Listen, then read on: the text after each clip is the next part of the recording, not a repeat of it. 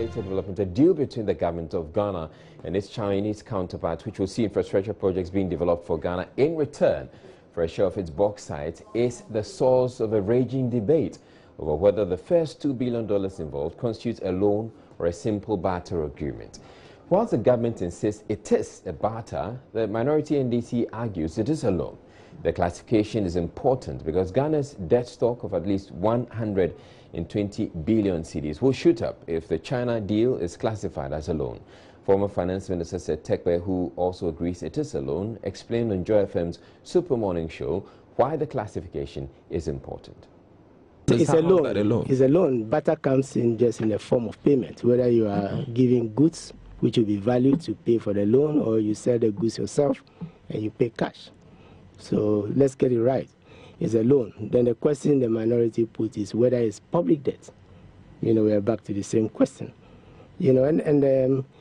I subscribe to self-financing because in the smart borrowing we have self-financing.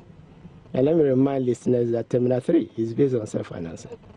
Terminal 3 is based on we taking the airport tax that comes to government and the airport tax that went to airport company, and saying, one, the airport tax is forex, most of it, if not all, and two, it is enough to pay for a terminal. But when it comes to barter arrangements or whatever, the question is, what is new? What is new? We just spoke about CDB, we just spoke about the gas processing plant, we just spoke about the pipelines. The CDB loan is based on a Chinese company of taking Ghana share or GNPC share of the oil revenue. The only thing we didn't do, we didn't go into barter. We say sell it because we want Ghanaians to be clear. So it's sold at Brent, which is the international, it's earmarked to Brent. And the money comes to Bank of Ghana, we escrow it and use it to pay. Okay. So this is one example of we taking a natural resource, not bartering the resource, because the Petroleum Revenue Management Act will not permit it. But taking the revenue, it permits that you can take the revenue, like we did a sinking fund to pay the bond, to pay for the loan. And that's how we got the gas processing plant, a tribal gas processing plant, and the pipelines, which today is bringing gas and producing power. In its attempt to get an independent pronouncement on what the deal is, the minority wrote to the International Monetary Fund to inquire.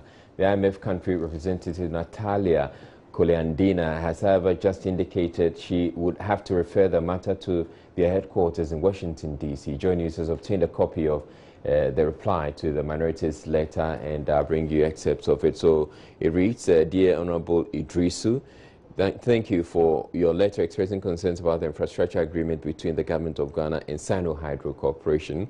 You asked the IMF opinion on whether the agreement between the government of Ghana and Sino Hydro Corporation should be classified as government debt under the program and whether it would contribute to the stock of government debt. We will use the definition of government debt in the technical memorandum of understandings, which has not changed since the inception of the program, to make this decision. Given the complexity of the transaction, I am unable to answer your question immediately. I have been in consultations with headquarters, including the legal department, and we're going to discuss this issue with the authorities during the upcoming 7th review mission under the extended credit facility. Apologies for the late reply to your letter, and yours sincerely. And this is signed by the resident representative of the IMF, Natalia Koleandina.